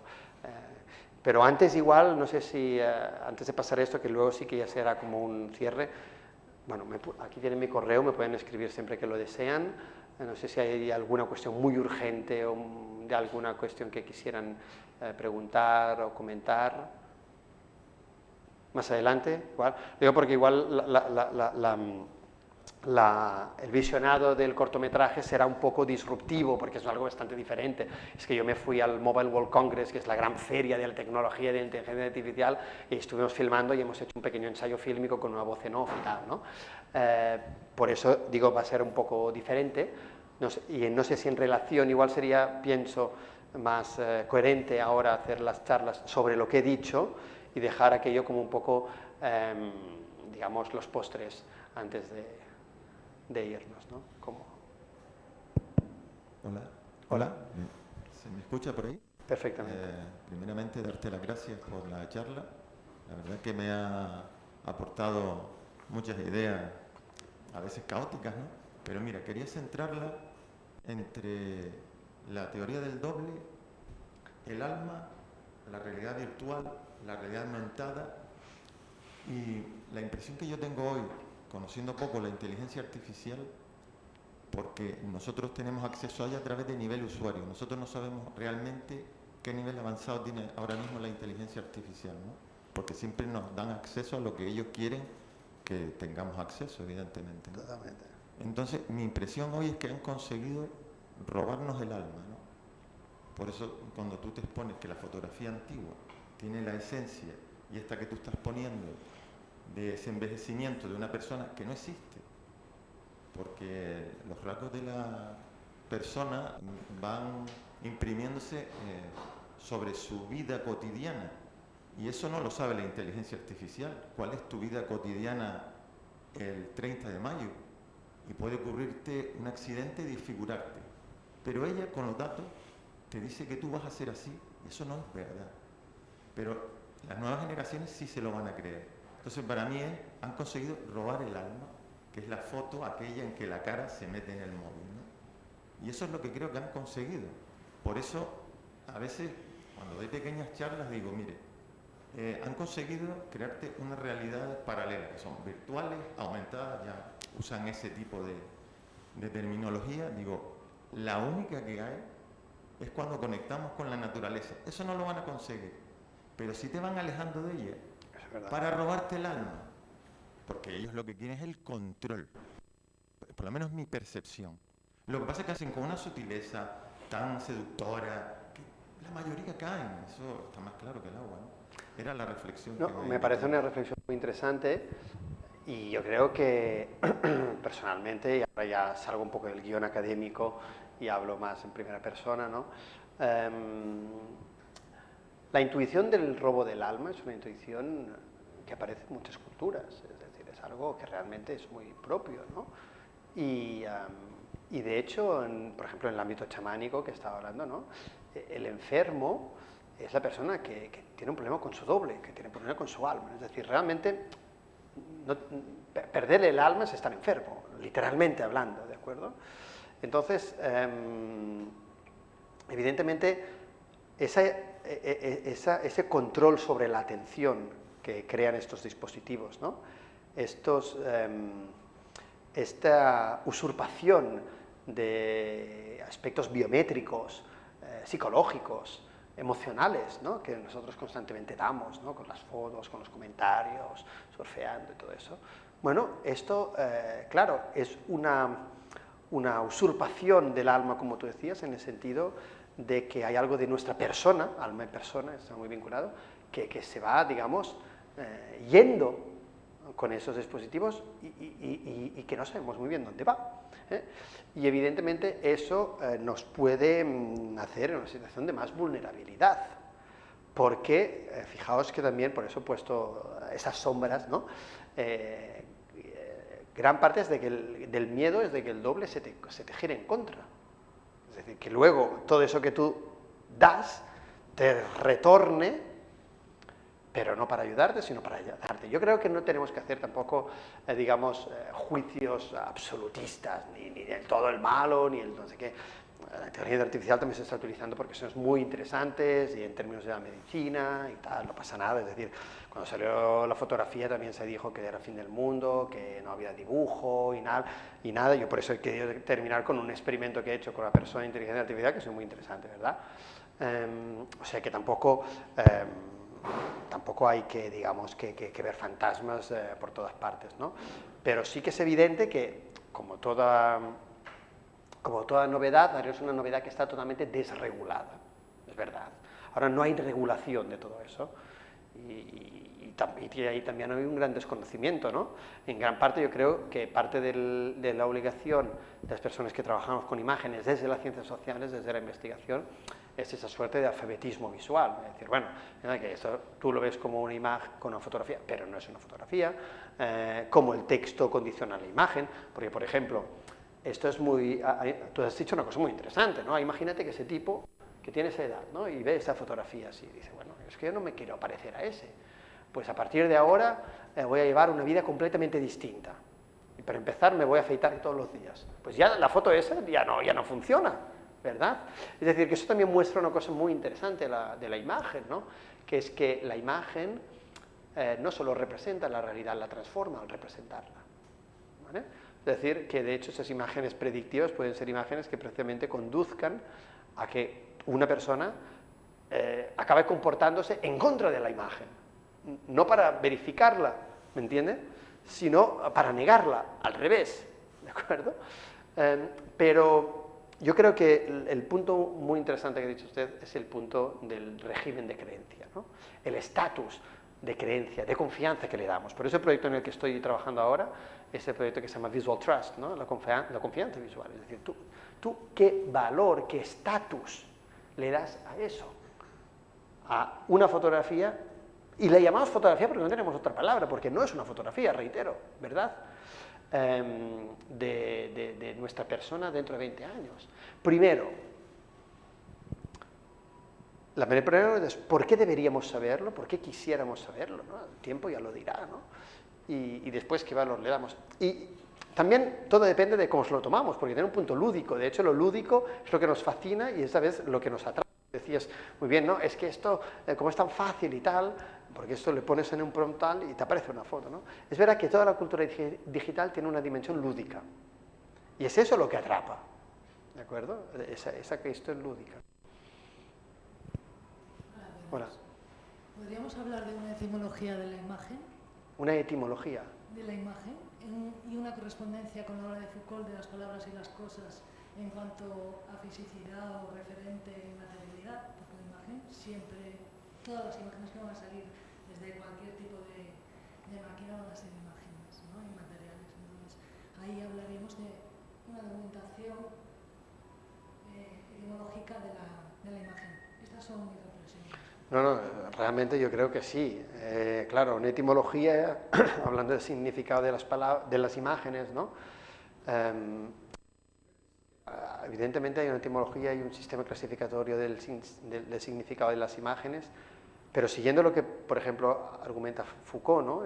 Cuando estudia los sistemas clasificatorios de significado, en todo el sistema, por ejemplo, en las palabras y las cosas, este libro, ¿no? Las imágenes, fijad que toman un sentido no solamente en relación a palabras, como sé, imagen y palabra, lo que significa cada una, sino que las imágenes toman sentido en relación a otras imágenes. O sea, la etimología de las imágenes se hace en relación a otras imágenes, ¿verdad? Y eso es lo que es muy interesante, ¿no? Que el significado de esta imagen se hace en relación a esa. El significado de esa se hace en relación a imágenes previas. Porque nosotros tenemos una educación fotográfica que leemos esa imagen fotográficamente.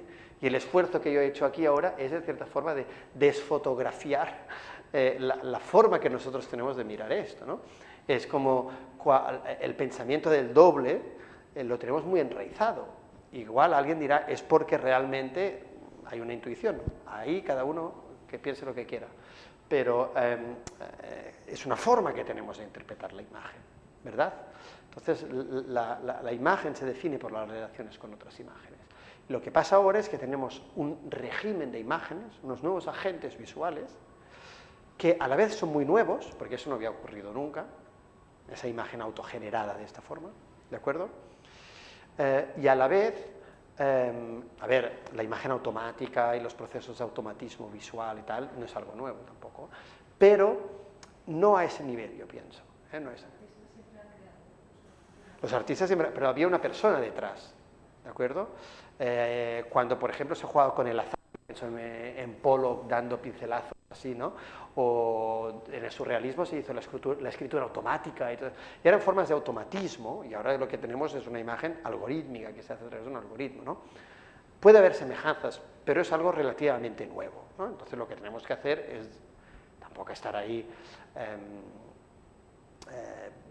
digamos, alertándonos, pero bueno, pero sí aprender a pensar la singularidad de ese nuevo artefacto visual, ¿no? La etimología, como tú dices.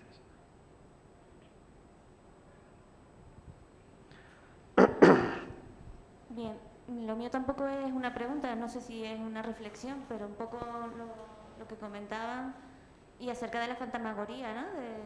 De esas fotografías que traen al recuerdo ese alma o esa sombra de lo que ya no está, o de la persona que ya no está, en relación con esta imagen que tiene y que todo esto sigue avanzando, porque ahora mismo esa imagen es de una persona que no existe, pero es que ahora están rescatando a gente que ya no está, muerta, y escuchamos nuevas conversaciones, nuevas imágenes, ¿no? Pero ahora salió un chico que editó un tema musical con la voz de Michael Jackson cantando un nuevo tema. O sea, lo mismo será con la imagen de Michael Jackson o gente que ya no está. Hay un disco de los Beatles que los Beatles nunca hicieron. Exacto, entonces como yo veo un abismo, no sé, es como lo que tú decías de cuando surgió la fotografía, ¿no? O cielo. Pero de hecho eso es como, reitero, a la vez muy nuevo y muy viejo, ¿no? Porque, por ejemplo, toda la imagen siempre ha estado bajo sospecha, ¿eh? Y la famosa expulsión en la República de Platón, ¿no? La famosa expulsión de la ciudad de los artistas, es por confundir las esencias con las apariencias, ¿no? Es por confundir las cosas que son con las cosas que parecen lo que son, pero que no lo son, ¿de acuerdo? Es decir, que la imagen siempre ha tenido un poco esa ambigüedad, ¿no? De ahí viene en parte su poder y su flaqueza, ¿no? Por lo tanto, aquí estamos con unos agentes visuales que en cierta forma dan continuidad a todo eso, con nuevas formas, con nuevos poderes, y yo creo que su novedad dan un poco esa especie de sensación de abismo que ahora tenemos, ¿no? Es decir, que a partir de datos y datos y datos, la inteligencia artificial te haga pues, el verdadero rostro de Cleopatra. Eso lo hicieron hace 2 días, ¿no? Y aparece una mujer cuyo rostro no es el que, evidentemente no es Elizabeth Taylor, pero tampoco es como la gente se imaginaba, ¿no? Pero bueno, aquí también tenemos que poner en duda el dataset, que se llama, es decir, las imágenes de base, el quién ha hecho el algoritmo, el cómo ese algoritmo se ha hecho, y al fin y al cabo, qué régimen de confianza nosotros damos a esas imágenes, porque la posición autónoma, crítica de la persona es la capacidad de criticar aquello que ve, ¿no? De ponerlo en perspectiva. Esa es la posición fuerte de ciudadano. Yo te quería preguntar una cuestión primero relacionada con ese proyecto de investigación, si puedes, que estás desarrollando, si puedes darnos algún dato más sobre qué estrategias o qué misiones tienen planteadas en ese proyecto. Y segundo, sí, efectivamente, yo creo que no hay que ser apocalípticos en estas cuestiones del fake, porque fake siempre han habido. Orson Welles hizo una película sobre tratando el tema de lo falso. Peter Jackson también tiene un falso documental sobre el inicio del cine. O sea que eso siempre ha estado ahí. Pero el problema es cuando se manipula de tal manera que no tenemos herramientas para conocer si es real o no.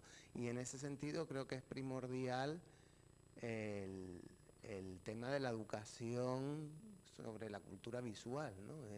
Tener esas herramientas implica aumentar en los planes de estudios desde la educación primaria o secundaria una serie de asignaturas que estén ahí presentes sobre la cultura visual y para poder defendernos ante esas cuestiones.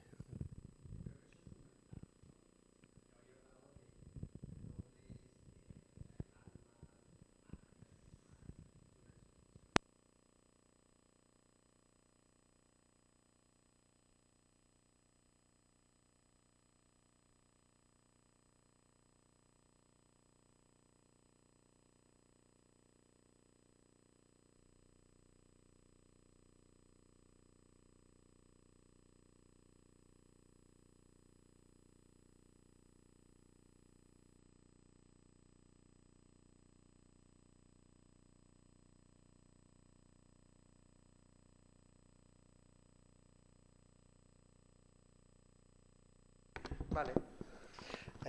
Me parece fundamental en ese sentido. Sí, sí. Y fíjate que sí, que incluso en los... yo me acuerdo cuando yo estudiaba, pues que el día que nos decían que pasar una película en clase era un día de fiesta, ¿no?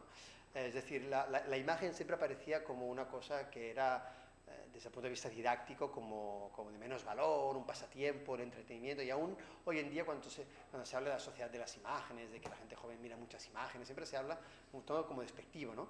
Pero también podemos hacer muchas cosas. Primero hemos de conocer las imágenes, pero también es a través de las imágenes que podemos conocer muchas cosas, investigar, ¿no? Interaccionar, aprender los unos de los otros. Y estos usos de la imagen son los que hay que poner en valor, ¿no? Expresarnos, conocernos. Y el proyecto Visual Trust es un proyecto de la Comisión Europea, desde el European Research Council, que va precisamente sobre el tema de la confianza en la imagen, ¿vale? Entonces, es un proyecto que hace una comparativa entre imágenes religiosas, científicas y, digamos, sociales.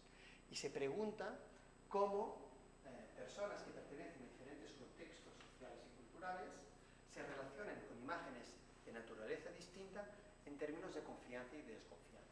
Por ejemplo, en el ámbito de la religión, tú decías el fake siempre ha existido.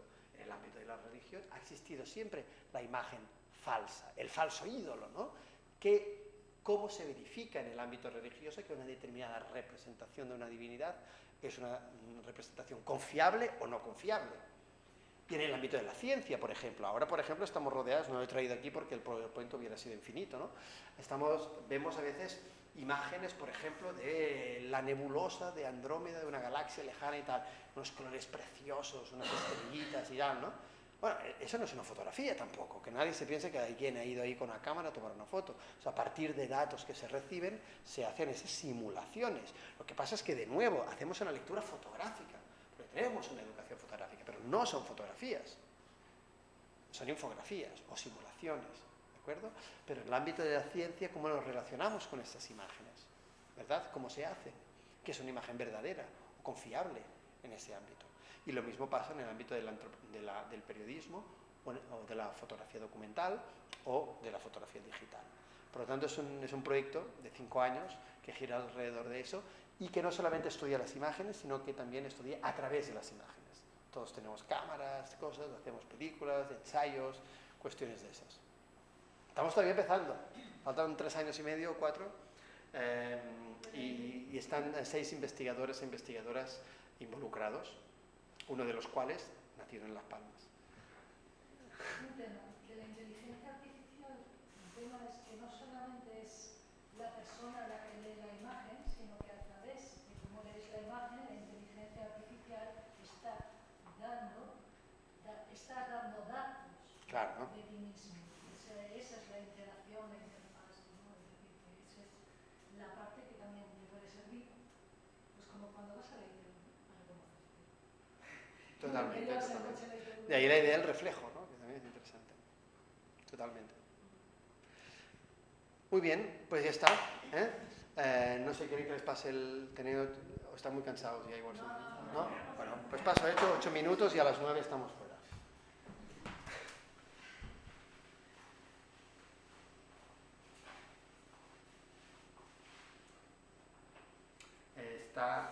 La voz en off está.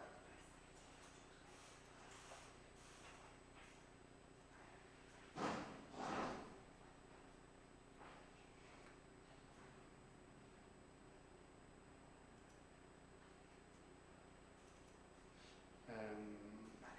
Igual si pueden cerrar las luces se verá mejor.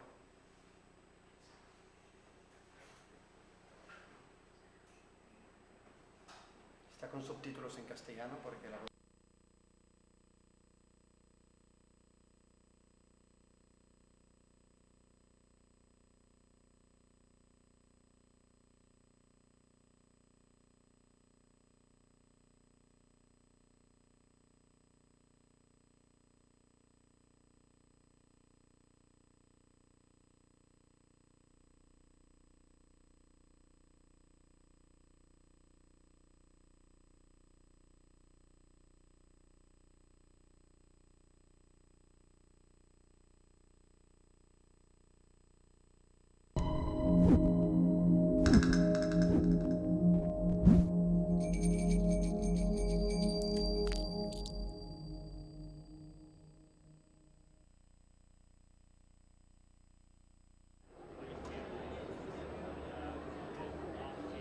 l'espiral inacabable de la tecnologia, la cerca infinita de la imatge perfecta, de la connectivitat immediata.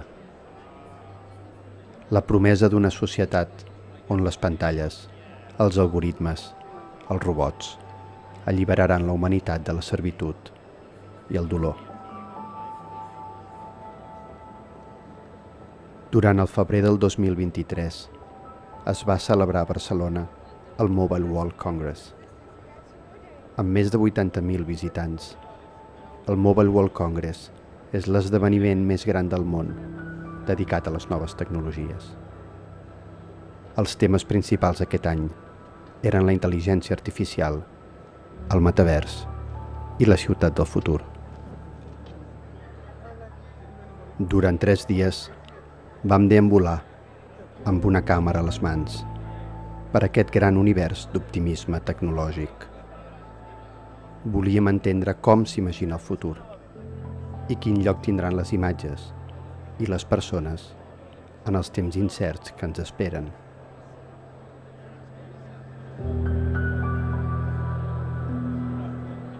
Una tecnologia sensorial que es toca, s'olora, s'assaboreix. Una tecnologia que ja no està davant nostra per ser usada, sinó en nosaltres mateixos, com una part del nostre propi cos.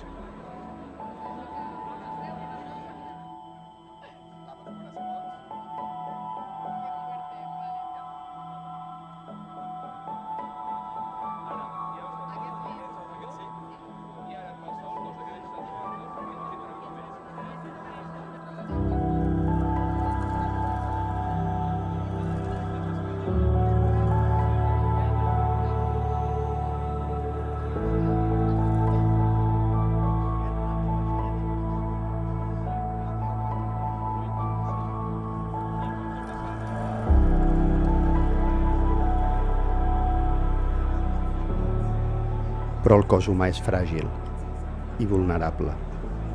L'ombra de la mort ens acompanya. La promesa de la tecnologia és també l'esperança d'un cos sense dolor.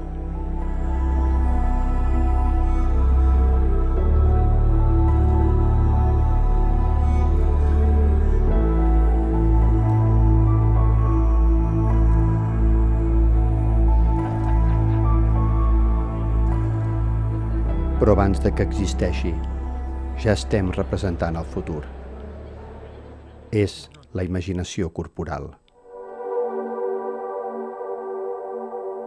Per les seves múltiples possibilitats i per les característiques pròpies de la intel·ligència artificial, la col·laboració entre humans i màquines és una solució de futur.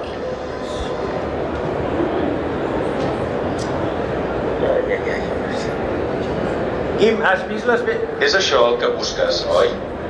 Sí, Guim, sí, moltes gràcies. Sembla que em llegeixis els pensaments. És més fàcil observar els teus moviments. Creu-me. Segur que sí. Escolta, on vas ara? A acabar de fer els dits. I després? I després esmorzarem. Perfecte. Ets fantàstic, Guim.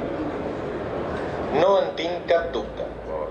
Però el futur no és un demà inaccessible.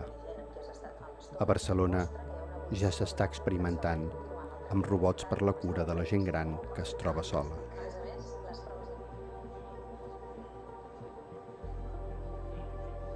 Qui imita qui? El robot, l'humà, la imatge.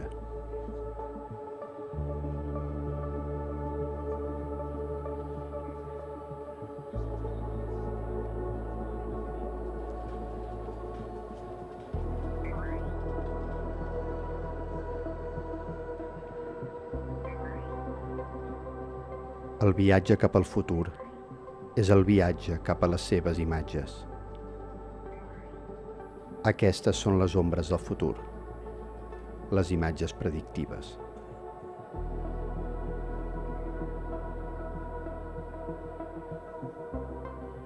L'espiral de la tecnologia, la imatge predictiva, el futur imaginat. Necessiten encara l'empenta humana o només cal contemplar-los, mirar-los des de la distància?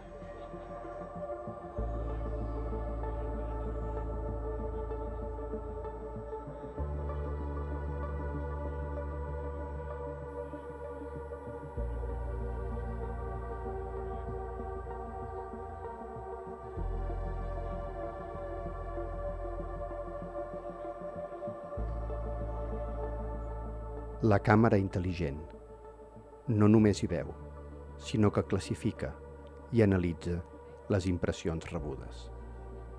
La càmera que aprèn, autònoma, transformada en un aparell capaç d'actuar sobre el món, de transformar-lo. La imatge convertida en dada.